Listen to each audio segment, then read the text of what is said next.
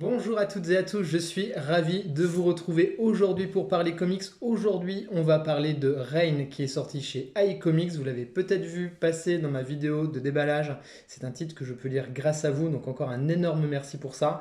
C'est sorti chez iComics, ça vaut dans les 18 euros. On est sur un format classique d'environ 160 pages, je pense. C'est adapté d'une nouvelle de Joe Hill. Le mec qui a adapté ça, il s'appelle David M. Bauer, donc il fait l'adaptation pour le comics, dessiné par Zoé Torogood et mise en couleur par Chris O. Aloran, voilà pour, je m'excuse pour son nom, mais ça a une importance que c'est absolument sublime en termes de colorisation. Je vais vous montrer tout de suite les dessins parce que c'est vraiment un des très gros points forts du titre, je trouve, et je vais vous faire le petit pitch pour vous dire de quoi parle ce Reign. Donc vous avez peut-être déjà vu pas mal de choses passer sur le titre, donc ça se passe dans une petite ville des États-Unis. On va suivre ce couple de deux amoureuses et il va y avoir une averse, mais une averse tueuse, une averse pendant laquelle des pics vont tomber et vont tuer la population. L'amoureuse de notre héroïne principale va mourir sous ces pics-là. C'est dès le début, hein, je ne spoil pas grand-chose, hein, c'est même dès la couverture, hein, vous voyez, je vous spoil rien sur l'histoire. Et pourquoi je suis obligé d'en parler? Parce que c'est une des bases de ce récit, c'est-à-dire qu'on va être sur un chemin de reconstruction de l'héroïne principale. On va être sur comment on se reconstruit, comment on traverse le deuil, comment à travers une aventure et une intrigue, on va rencontrer des personnes, comment elles vont nous nourrir et comment finalement on va continuer à avancer, à trouver la force de s'en sortir. Alors ça se passe dans un post-apo, voilà, classique, on va dire. Euh, post-apo parce que cette averse se déplace sur différents territoires des États-Unis et touche un petit peu tout le territoire et va décimer des gens. Bien entendu, ça va entraîner pas mal d'intrigues. Vous doutez bien que vous allez rencontrer plein de personnages différents à travers cette traversée des territoires qui sont ravagés. Les personnages sont extrêmement bien écrits. Je trouve qu'on a vraiment des beaux personnages, très intéressants par moments un petit peu manichéen sur certains groupes. Ça, je vous laisserai seul juge et en tout cas me dire si vous avez ressenti la même chose que moi. Et en termes de dessin, je vous laisse apprécier le travail absolument dingue qui est fait.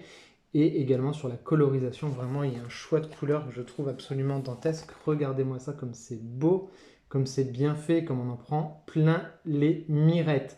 C'est absolument dingue. Franchement, cette dessinatrice l'a fait un travail de dingue. Et regardez la colorisation, là, pareil. On ressent vraiment toute la violence et toute la puissance et tout le drama qui est en train de se produire en quelques cases et en quelques choix de couleurs qui sont vraiment extrêmement, extrêmement beaux. La dynamique de lecture est excellente. C'est un titre qui va se lire d'une traite, hein. Je pense que vous n'allez pas pouvoir lâcher si vous accrochez. Quelques petits défauts entre guillemets, hein, enfin des défauts, c'est vraiment, je vous redonne mon ressenti complet de lecture, comme ça vous avez tous les éléments pour savoir si c'est fait pour vous. Par moment, il y a un petit peu de temporalité que je trouve sont un petit peu particuliers. On passe d'une séquence à l'autre, on se dit bah tiens il s'est passé tout ce temps-là, il s'est passé tous ces trucs-là, et j'ai trouvé que ça, à deux reprises, ça me l'a fait dans le comics. Alors peut-être dû au fait que ce soit un comics assez court, à mon goût, il aurait fallu une dizaine ou une douzaine de pages de plus. Je pense que ça aurait été vraiment très très sympa pour l'intrigue qu'on ait un développement un petit peu plus long de l'histoire. En termes de dessin, je vous l'ai dit, c'est absolument dingo. Ça m'a fait penser à ce titre-là. Alors c'est du pur indé. Dites-moi d'ailleurs, je pense que je vais en reparler sur cette chaîne. Ceux qui me suivent depuis longtemps, ils le connaissent.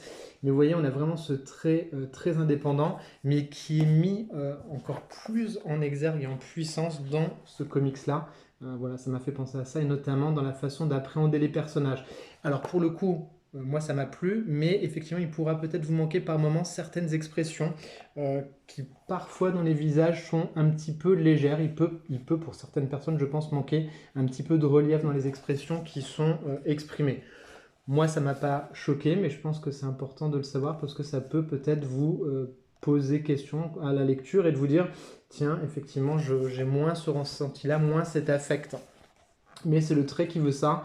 Et moi, ça m'a pas plus dérangé que ça, mais j'ai quand même eu ce ressenti à un moment donné sur une planche en particulier. Voilà, alors si vous suivez l'actualité des comics, vous savez que c'est édité donc par iComics. Le rédac chef, enfin le directeur éditorial, c'est Sullivan Ruo qui édite ce titre-là. Il a parlé justement qu'à l'avenir, dans iComics, ils allaient essayer d'adapter les formats de leurs comics indépendants en fonction de l'histoire, en s'inspirant de ce qui a été fait chez 404 Comics. Et je trouve que c'est une excellente idée. Pourquoi? Parce que ce titre-là, Rain, a fait beaucoup écho chez moi à ce titre-là de chez 404, à Salamandre. On n'est pas forcément sur le même type d'histoire, mais clairement, Rain aurait trouvé un magnifique écrin, donc quelque chose d'un petit peu plus grand pour les dessins, un papier peut-être un petit peu différent que le papier glacé classique du comics. Je vous remonte certaines planches et je pense que ceux qui ont lu également Salamandre, voilà, ne me contrediront pas quand on voit ce genre de planche. Si ça avait été un petit peu plus grand, je pense qu'on aurait pris un vrai kiff de lecture et un écrin un petit peu différent. Donc en tout cas, je pense que c'est une très bonne voie qui est prise par iComics d'aller voilà, adapter l'édition en fonction du titre. Je pense on va y gagner à la lecture et ça va être vraiment de très beaux bébés à venir. J'ai hâte de découvrir ça. Voilà. J'ai adoré ma lecture de Rennes, je pense que c'est un vrai coup de cœur, je prendrai un vrai plaisir à le relire à plusieurs reprises. En tout cas, dites-moi vous en commentaire si vous avez lu ce titre-là, si c'est un titre qui vous intéresse. Je suis curieux d'avoir vos retours et moi je vous dis à très vite pour de prochaines vidéos. Bye bye.